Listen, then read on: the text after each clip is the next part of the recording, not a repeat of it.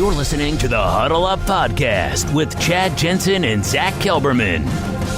Join Broncos Country's deep divers at milehighhuddle.com and sound off. And now it's time to drop some knowledge.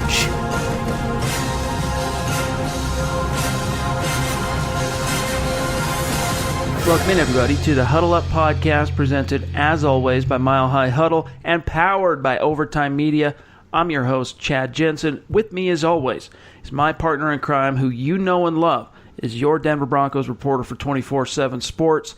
He is Zack Kelberman. Zack, it's been an eventful weekend covering the Denver Broncos back at camp. We're tracking this late Sunday, and the Broncos now have 2 fully padded practices under their belt. And I thought it was interesting on Sunday, which was day 4 of training camp, Joe Flacco and Derek Wolfe got into it a little bit, maybe a little friendly trash talking, but I like that Flacco doesn't back down. Yeah, and he kind of went away from his cool Joe, that even keel persona that he has. And even, I forgot who it was who talked about it, that he never gets mad. It's not just a cliche. That's his personality. He never speaks up. He's very cool, calm, and collected. But when the situation calls for it, he's not afraid to fire back. And going at someone like Derek Wolfe, who's that defensive, that mouthpiece, that trash talker, I like it. It builds camaraderie on offense, believe it or not. Having your teammates back and speaking up for them from the quarterback who is the leader of the offense. I didn't see Case Keenum doing that last year, Chad. Exactly. It was cool. Here's what I'll say about Keenum from last year, just real quick, is his little fire-up speeches before each game. Those were cool, but you never saw that emotion in any other place. Right. You never saw it on the field. You never saw it in camp. And so I like seeing this from Flacco. It's early, but you're kind of going against the alpha in that sense on the other side of the ball. Sure, there are better players on defense than Derek Wolfe, but the don't ever F with us ethos starts with Derek Wolfe. And he even talked about on Friday, hey, this has been great so far. There haven't even been any fights yet in training camp. I haven't gotten in any fights yet. Well, verbal altercation with Joe Flacco, I guess we'll have to live with that, get by on that for now. It's almost like being in prison. It's like you go up to the biggest, strongest, meanest guy, and you kind of you beat the heck out of him, and hopefully you can establish dominance. Not that I would know, just what I've heard. I think that's what Flacco was doing here. I like it. I like the attitude. I like the swagger that he carries. It's not just talked about. It's not just he's resting on his reputation or his past. He's proven that he's the leader of this team, and he's going to fight for his teammates like his teammates fight for him. It's definitely, in training camp, as far as it goes, it's commendable. We got a lot we're going to get to today. Tons of storylines and topics that have come out of the first few days of training camp. We got a few questions, including a leftover that we missed from a VIP on Friday. We're going to get to that in the Mile High Mailbag today as well. First, though, just really quickly, make sure you are following the show on Twitter at HuddleUpPod. That's the best way for you to stay in touch, keep your finger on the pulse of what's happening with the show in real time. And then if you're on YouTube, don't forget to comment, like, subscribe. All that stuff makes a huge difference. If you like what you hear, share it out. That's a great way to organically support the show. And on iTunes, if you like what you hear, leave us that creative review and a 5-star rating. We'd appreciate it. All right, Zack, one thing I want to touch on before we'll get to the questions here in just a minute, but Juwann Winfree has been blowing people's minds. Now, he's not exactly dominating the headlines in the blogosphere, but everybody I've talked to that's there, everyone who is really paying close attention, has been blown away by Juwann Winfree thus far. And here you got a guy like River Craycraft, who I think before training camp started, both of us were at least, relatively optimistic that he had a good shot at making this roster this year. Well, he's got an oblique injury. He's sidelined for about a week, as you reported. And meanwhile, Juwann Winfree, I think he's already put him in the dust. I think Winfree's already put River Craycraft in the rear view. And from what I'm being told, he's gunning for the Deshaun Hamiltons of the world. That's how legit he is. Yeah, I was going to say he's ready to leap over Tim Patrick now because he made quick work of Craycraft. But yeah, he can work his way up all the way to that number 3 job. He has had a good camp. And Chad, I'll be the first one to admit, I was not a huge fan of that draft selection. I thought they could have done a lot better in that 6th round. But obviously the Broncos coaching staff and their scouting department saw something from the local prospect, and he's making it worthwhile right now in training camp. He's making tough grabs over the middle, contested catches. He's working with the first string, second string offenses. He's developing well, learning the playbook. He's definitely been one of the stars of camp. It's still early, and I want to see what he can do in a game, even a preseason game. But for the first 4 days of camp, Chad, he is definitely one of the standouts. Yeah, and he has, for the record, received some first-team opportunities, which is, it's not too rare in terms of the way things are shaking out right now because of Emmanuel Sanders' injury, and that he's not quite back yet to full participation. But to be able to run with Joe Flacco as a guy who started out probably a wide receiver 6 on the depth chart when camp opened up on Thursday, like he's right in that conversation now with Deshaun Hamilton, Tim Patrick, and who knows? I mean, the number 15 for the Denver Broncos in the last 10 years of the organization, it has some juice. You had, of course, Tim Tebow was a quarterback, but before him, that's the number, of course, most fans can remember Brandon Marshall rocking before he eventually left to, for greener pastures or whatever. So it'll be interesting to see how that shakes out, but I've heard nothing but good things about Winfree so far. Yeah, and regardless of how his title shakes out, I mean, it's obvious at this point, Chad, he's locked into a spot on the 53. If they keep 5, he's locked, and obviously if they keep 6, he's a lock. But yeah, he's working his way up fast right now, and him getting first-team reps, it is, like you said, it's not too surprising, but it does show that the coaches have at least some sort of initial trust in him to throw him in there with that, the Suttons of the world, Emmanuel Sanders, when he's on the field and participating. It's a big confidence boost for a young player, and if he continues working at it and continues developing as they think he could, I mean, who knows? You can see him being the wide receiver 3 this season and creating a whole other set of red zone mismatches with all the other tall receivers in that group. Yeah. Last thing I'll say is what has really set him apart. I mean, obviously he's got natural talent and ability. That's why he's in the NFL. But what has really impressed people is his work ethic and already his, approach. It's like he's already got a pro type of approach. So that's going to continue to serve him well, and let's just hope he stays healthy. Now, another thing I want to talk about here before we get to some of the questions today is the comment that Vic Fangio made about Drew Lock. This came after day 2 of training camp, so this was after Friday's practice. Vic Fangio kind of threw a curveball, made some headlines. I'll go ahead and read the quote instead of playing the clip. But here's exactly what Vic Fangio said when asked about, how's Drew Lock doing? And here's what he said, quote, his college offense really had no carryover to pro offenses, and he was under duress a lot of times at his college, so a lot of his plays he was running around. I don't think he's far along being an NFL-ready quarterback as he could have been. That's what I mean when he's got to get ready. He's not a quarterback yet. He's a hard-throwing pitcher that doesn't know how to pitch yet. So the faster he gets that, the better off he'll be and will be. Close quote. So Zach, here he is, drafted in the 2nd round. He's a quarterback. He's got the SEC's all-time single-season touchdown record. He's not a quarterback yet. He's right. I don't disagree with anything he said there. Arm talent is great, and that got him by in college, but you can't rest on that in the NFL. He's not going to beat any defenses, including Denver's defense in practice, relying on arm talent or arm angles or physical talent alone. He needs time. He needs to mature. He needs to let his progressions catch up and go through his development and let his brain catch up to his arm. And that's going to take a while. It's not going to be an overnight process. Chad, a couple months ago, he was struggling with the huddle in rookie minicamp. I mean, this guy has a long way to go. He has at least a year to learn. So Fangio's right. He can throw the ball good. He throw the ball strong and fast, but he's not a complete quarterback yet. He doesn't have that mental wherewithal. He doesn't have that experience. He hasn't made mistakes yet. He hasn't failed and learned from that. When he does, he will be. And so I totally understand what Fangio's saying, and I agree with it.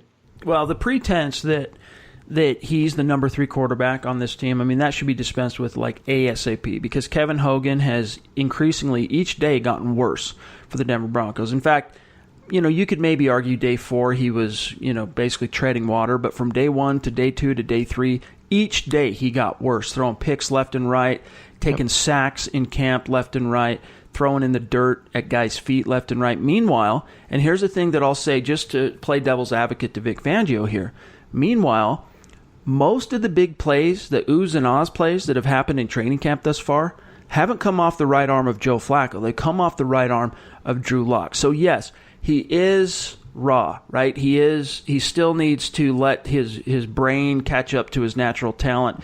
And Rich Scangarello talked about that following day 4 of practice, that he's still got to master the little things. And he had a great quote, in fact, that I'll get to here in just a minute. But the talent's there, dude. Like right now, if just from what we've seen in the first 4 days, like I'm confident that if something happened to Joe Flacco in the middle of the season, there's going to be a lot of situations that Drew Lock would run into that are going to be uncharted waters. He's going to bump his head.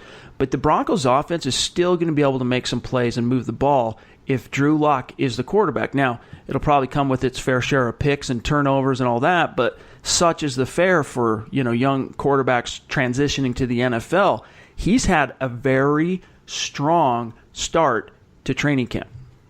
Yeah, day 4 was a weird day for the Broncos, day 4 on Sunday, because Hogan had his best practice. He threw a touchdown to Noah Fant. He drilled it through 2 defenders in the end zone. Just a strike. He had some other nice throws.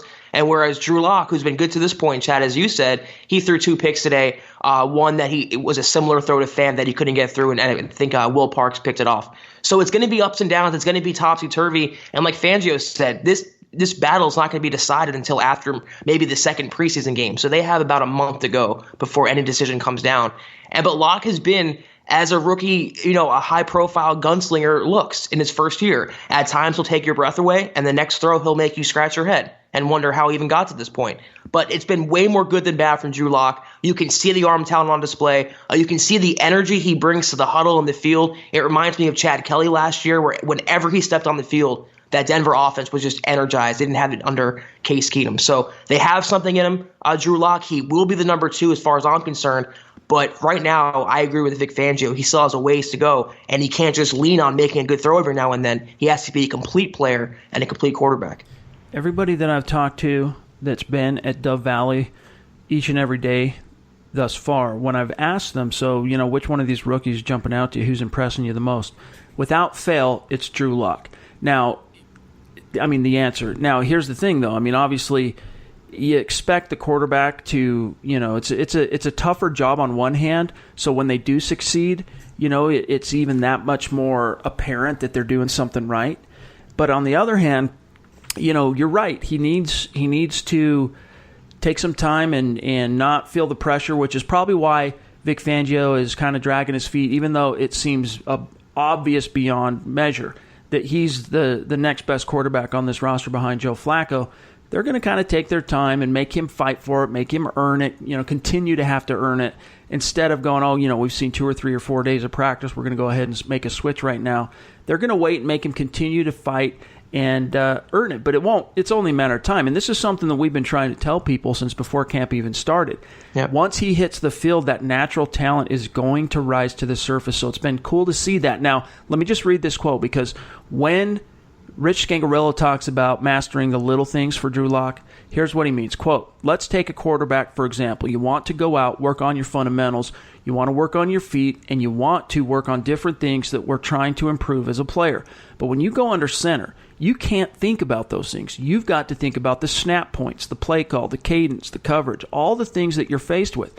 You're not thinking about fundamentals. So being able to make that who you are without being live and then translating it takes work.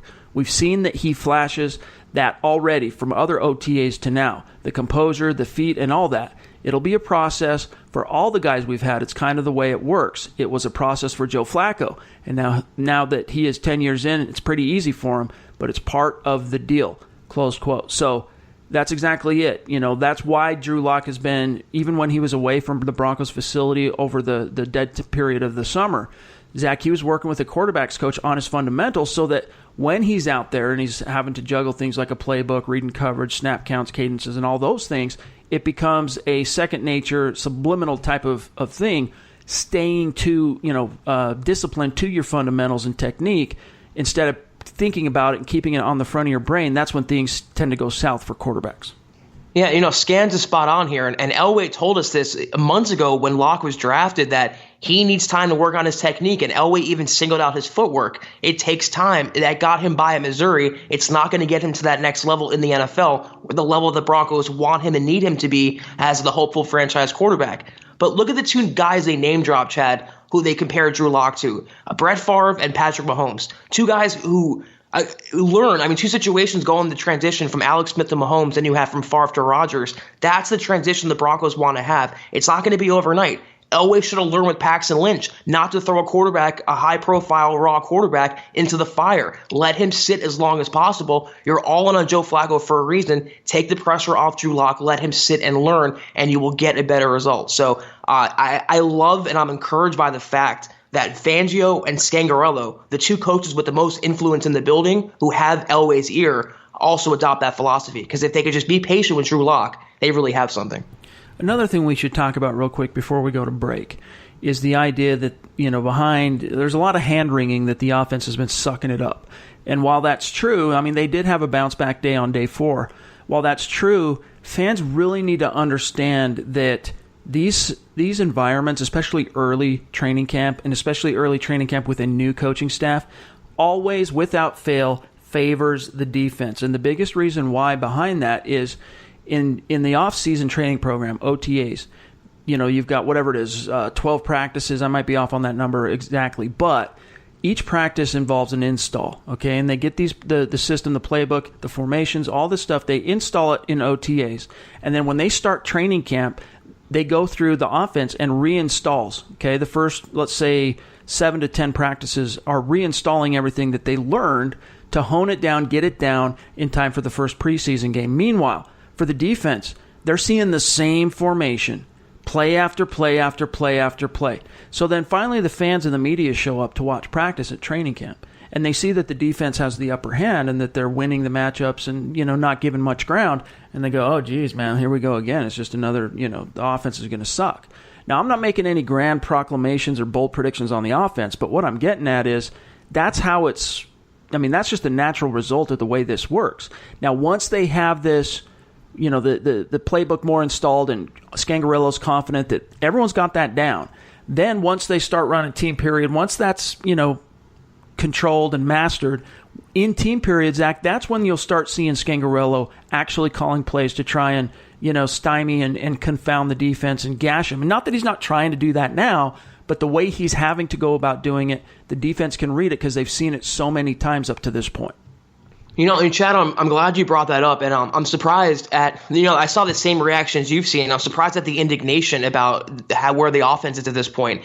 From the dawn of time, since time immemorial, the defense is always ahead of the offense at this point in the offseason. It's just always been the case. You can go back years. It's just always been the trend, and it's not surprising that the Broncos are following that, especially with all those new moving parts on offense and a defensive-minded head coach in place and a whole new operation. So it's going to take time, and where the Broncos offense is hurt is what, like you touched on, Chad, with the CBA and the NFL's rules. They took away the physicality. There's no two-a-days, limited contact practices. That hurts the offensive line. That hurts the big guys up front. That hurts the offense as a whole more so than the defense. That might explain why they're ahead right now, the defense. But it'll take some time once the games start rolling around and the practice starts increasing and the pads go on, they start to hit some people, then you'll see it start to catch up. But what you also have to keep in mind, this Denver defense is really good too. I mean, they're going to give offenses fits. So if they're confounding the Broncos offense, you can look at it half glass full or half glass empty. They're going to be that good this year too. I mean, honestly, what I'm more worried about up to this point is the right side of the offensive line. And I'm talking about Juwann James. I'm talking about Ronald Leary, who have up to this point really struggled in team period, letting pressure in. The tackles, I mean, Bowles has actually looked better than Juwann James has thus far. Except when he's not sacking Flacco.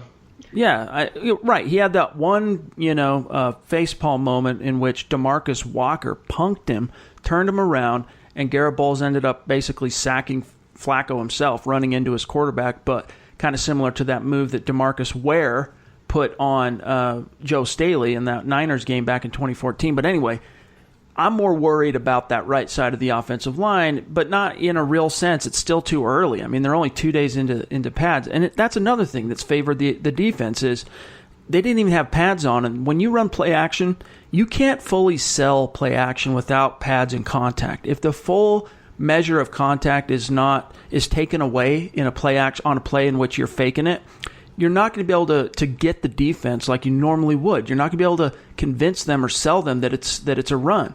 And so there's just a lot of things. Right now, everyone just needs to pump the brakes on worrying too much about the offense. Quarterbacks, you can analyze the quarterbacks, I think, fairly, Zach, with a little bit more nuance. If Flacco's having a tough day, he's probably having a tough day, and he needs to get better. And same with Drew Lock. Kevin Hogan, I mean, I've already basically, I don't like jumping to conclusions, but in this case, this guy's not making the roster. He might not even last this summer, because Vic Fangio was even talking about it on Sunday. We have 4 quarterbacks right now. Most teams don't have 4 quarterbacks, and he wasn't saying anything disparaging about Kevin Hogan per se, but he did say some really nice things about Brett Rippon and mentioned that the Broncos are kind of, bucking the convention right now around the NFL and rostering 4 quarterbacks. I'm not sure beyond the first 1, maybe 2 preseason games that continues. I think if Hogan does continue on this trajectory of just fair to middling to just being craptastic, in fact, half the time, the Broncos have no reason to keep him. They can, give those reps to Drew Lock. And that's the biggest thing you got to worry about right now is when Kevin Hogan is not only failing in his reps, it's hurting the other 10 players that he's running on that second team, and it's taking reps away from Drew Lock. So that should be something that's on the front of the coaches' minds at this point, I would think, Zach, with how bad Kevin Hogan has been. Yeah, I mean, this kind of ties into my general philosophy about training camp. I don't get too high on it. I don't get too low on it. In the end, nothing really matters. A couple months from now, no one will even remember these practices, Chad. So if Flacco has a great day, great. If he has a bad day, great. It doesn't matter. When the pads go on and the games start to count, especially in the regular season, the offense will start to catch up. Pieces will start falling into place. Drew Lock will be better further along. And I'm with you. I don't see any way, especially with how he's come out, all these interceptions, I don't see any way Hogan makes the 53. Lock will catch up to that. And you'll see, Broncos fans who are being a little impatient right now and want instant results, instant gratification, you got to wait. It will come in the regular season. Now is the time. And the Broncos offense and some of the players would tell you this. Now is the time to make these mistakes and fix these problems, not in September. All right, we still have a lot we want to get to. We're going to answer some questions in the mailbag today. First, though, we got to take a quick break. We'll be right back. This is the Overtime Podcast Network. All right, Zach, let's take a quick peek inside the Mile High Mailbag. We are your football priests, and each and every week we're here to offer you the absolution and answers to your burning Broncos questions. Sometimes, some weeks it might just only be Friday we answer questions. Depending on what's going on in Broncos country, we might take questions, every day of the week. But we got plenty in the mailbag for today that obviously there's a lot on guys' minds. But let's start with this one that I missed. My bad, Stuart, from the VIP mailbag last Friday. Stuart is a VIP subscriber at milehighhuddle.com. He's been one going on 3 months. Here's what he had to say. This time of year, I like to evaluate the rookies. This time I watched some Draymond Jones, and I have to say, the Jones and Justin Hollins duo on defense could compare to the Sutton and Hamilton combo in terms of getting 2 great players on the same side of the ball that make an impact quick. From watching Jones, I saw his obvious explosiveness, acceleration, and desire to get the sack. I also noticed his leverage and hand usage was better than he gets credit for. He seemed to have a great swim move and a great rip, even some lateral quickness. One time even juked a guy out of returning a fumble for a touchdown. It looks like he has the tools to excel as an interior pass rusher. With that said, what made him last to the 3rd round is my question. I know this year was where most of his production came from, but this was the case with Quinnen Williams. Not saying he's Williams level, but when watching him, he does look like a late 1st round, early 2nd round prospect. Any idea what weakness or whatnot made him last all the way to round 3? What do you guys think of his game, and particularly his technique?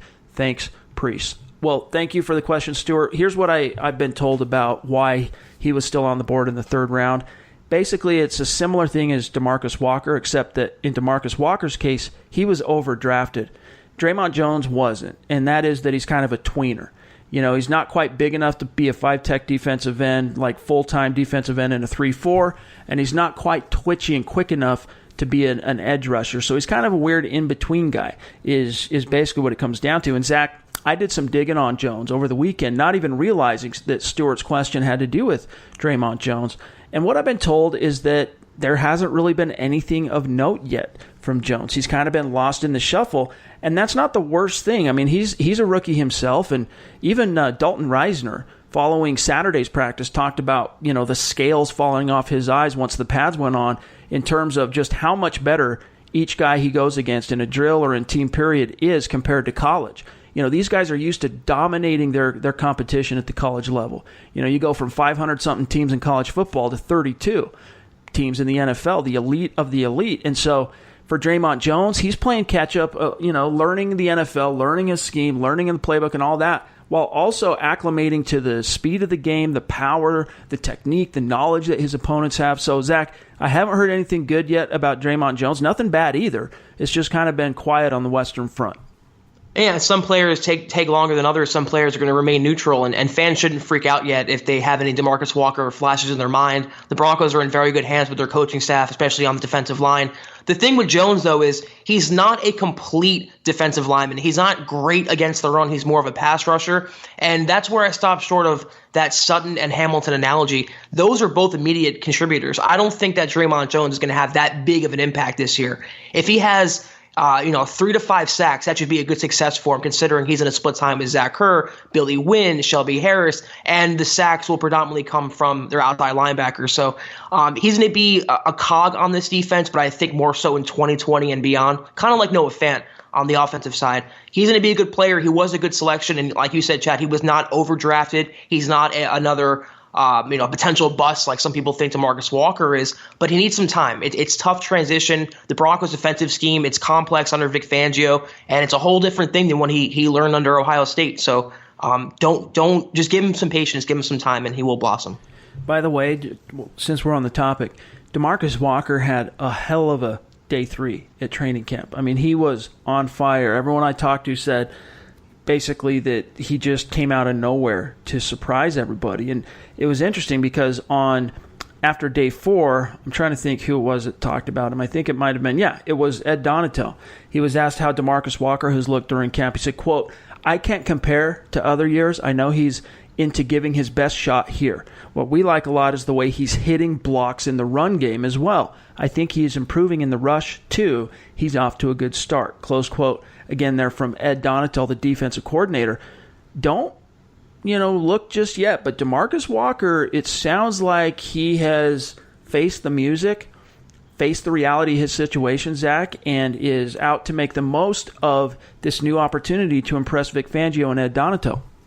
It's amazing what happens when you play your natural position with a competent coaching staff, Chad, and given that opportunity. It's not surprising to me. You and I have been his biggest supporters, it seems like, the last couple of years. And I think he has a lot of talent. He had a great career at Florida State. He can be another pass rusher in the middle of this defense and just another weapon for Fangio to use on defense, and he will use them correctly. So to that extent, I am excited that Walker his talent's being exploited and his weaknesses are being hidden. And that's the same thing that'll happen with Jones. So that alone with Walker and that progression, that should give a positive indication that Jones is in the right hands, in the right place.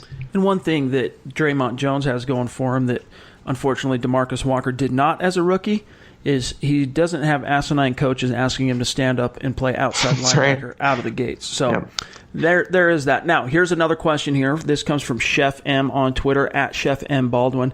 He wants to know how Sam Jones is doing.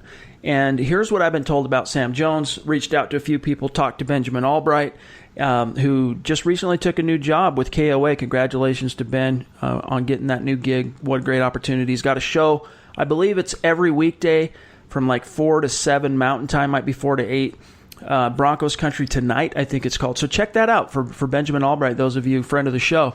But I asked him about Sam Jones, and basically what he told me is that, nothing really to write home about, but he is running second team as the center. So clearly, Zach, the Broncos have plans on him being the backup center should anything happen to Connor McGovern, and it's also kind of, I think, their future fail-safe if indeed Connor McGovern, for whatever reason, doesn't re-sign with the Broncos next year. Sam Jones is probably your starting center. Yeah, Sam Jones hasn't made many waves. The real under-the-radar offensive line star of training camp has been Elijah Wilkinson, who was singled out, I believe, twice today by Rich Scangarello. So as a backup type, he's the highest, the guy they're highest on, the prospect they're highest on. Also, Don Barkley is getting first-team reps at times, coming in for Ron Leary as he comes back from that Achilles injury. So not much new on Sam Jones yet. He'll be in the mix. He should have a roster spot, but he's definitely not rising up the depth chart just yet. All right, let's turn to a few questions here from YouTube. Our great community there of listeners. This comes from Ninja Cal 410. He says, Kalifani Muhammad, pardon my spelling, looks like a sleeper. Now, this is a running back for those who don't know, whose play is similar to the way Philip Lindsay plays, as a short, agile running back with burst and sustained speed. What would the running back core look like if he surpasses Booker Muhammad? Is there any trade value in Booker if the Broncos choose to be only 3 deep at running back? If not, do you think they could keep 4 with the talent we have at fullback? Zach, I haven't heard anything yet about Muhammad. What I've been hearing is that Devontae Jackson, an undrafted rookie, has been turning heads. Yeah, that's the guy right there, Chad. If there's anyone who's going to usurp Devontae Booker, it's going to be Devontae Jackson. I have heard nothing about, even Booker actually hasn't made many headlines so far. It's been Philip Lindsay predominantly stealing the show, of course, and Freeman working behind him. But yeah, Muhammad, he has a very, very uphill battle. This room is just stacked right now. Maybe a shot on the practice squad, but even then, like we're saying, Devontae Jackson has been the star because he has versatility on specials as a kick returner, very explosive guy in the backfield. So that's the one guy to keep an eye on is Devontae Jackson. For what it's worth, I think you could maybe get like a late round conditional pick for Devontae Booker in a trade, but he doesn't bring the most value on that front because he does have some starting experience. You know, he has been a utility knife for the Broncos over the last 3 years, but let's face it, the running back is an extremely devalued position. But then again, you know, I think the Broncos got a 4th-round pick for Capri Bibbs a few years back, so who knows? I mean, Booker's also in a contract year, though, so teams I don't think would give up a pick for him. They can just sign him, and I don't see it happening. I think Booker ultimately will make the roster. He'll be the 3rd running back, and it'll be status quo for them. I don't think a trade is imminent. All right, next question here comes from Josie Fernandez on YouTube. Thoughts on the 2019 draft class and college free agent signings? Here's something we should talk about. This just reminded me, is that Sunday, day 4, Noah Fant received some love from Rich Scangarello, really giving him some props for his blocking ability. You know, the pads went on the day before, so following day 4, they'd had 2 full days of pads popping, hitting, full contact, and Rich Scangarello was out there giving props to Noah Fant. And that's good, saying that he's an excellent blocker, to use his exact phrase and word choice there. However, what I've been told mostly is that Noah Fant has not really stood out yet, that he hasn't looked that good. I know there's been some questions, even maybe a little bit about him struggling with altitude or maybe even his conditioning. Don't know for sure on that one, but I think it's one of those situations, Zach, where you just, you know, you can't make any conclusions this early. You know, let him continue to get in where he fits in. Let him continue to kind of, you know, go through the trial by fire. And I think once you get to the real live game situations where, you know, the Broncos are against outside competition, that's, I think, where I'm going to wait to start making any kind of conclusions on how Noah Fant's looking.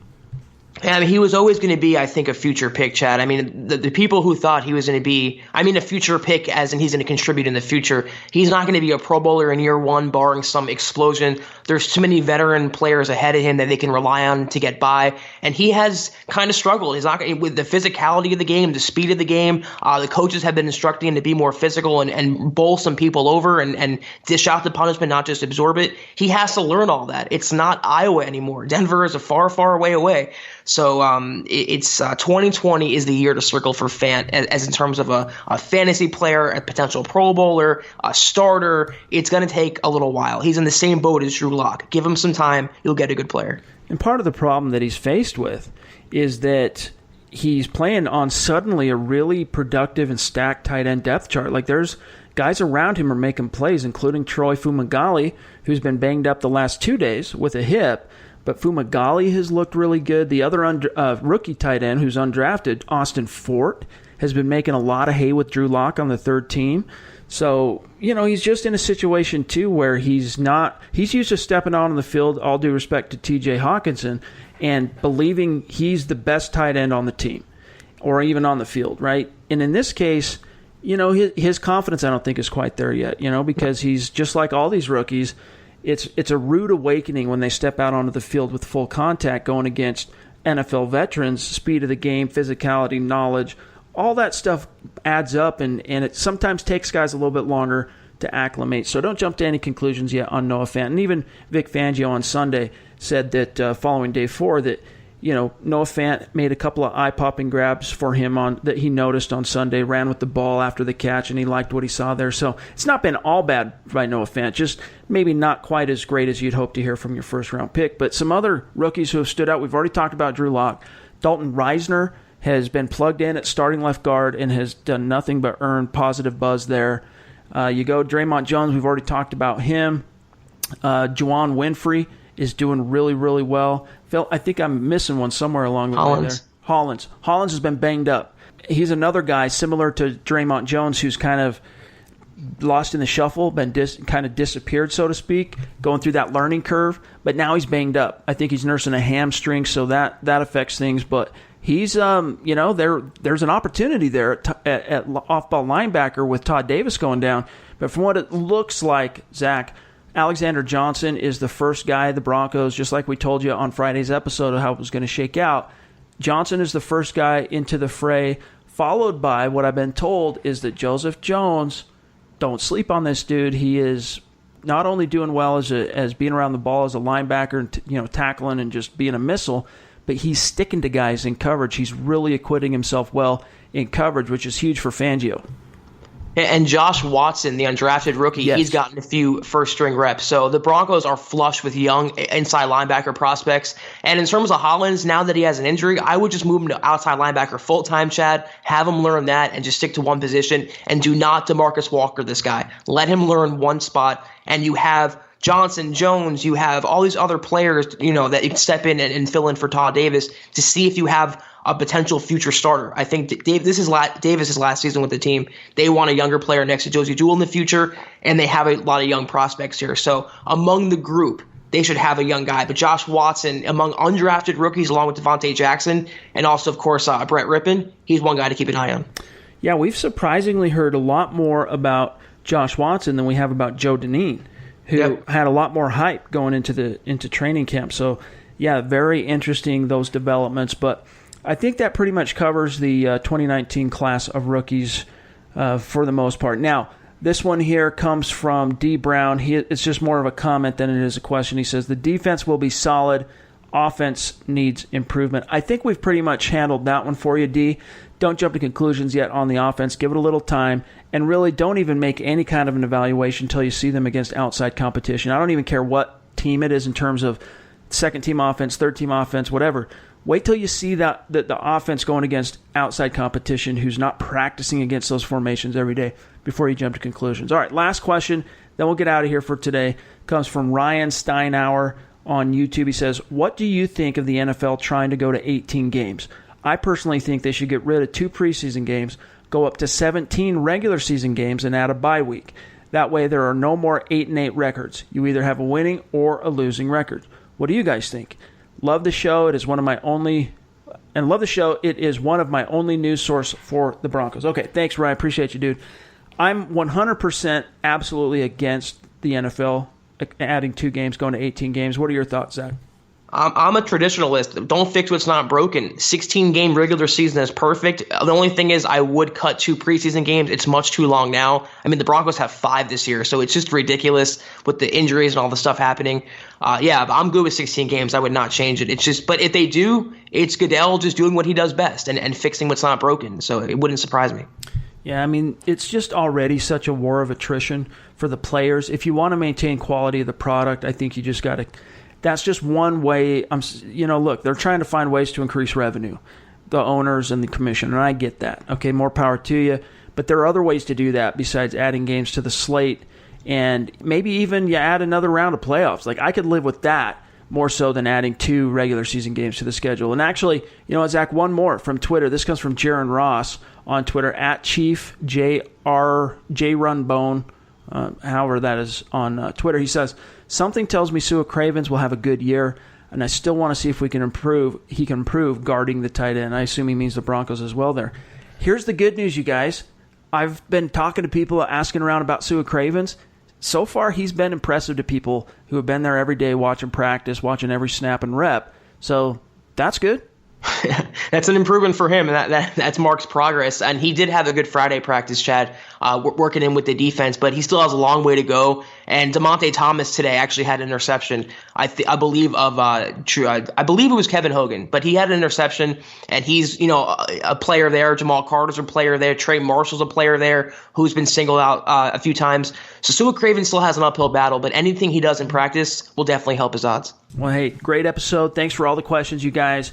We're going to be back tomorrow with a fresh pod to cover the events of Day 5 of Broncos training camp, so stay tuned for that. In the meantime, make sure you're following the show on Twitter at HuddleUpPod. You can find my partner Zack Kelberman on Twitter at Kelberman247, myself at Chad and Jensen.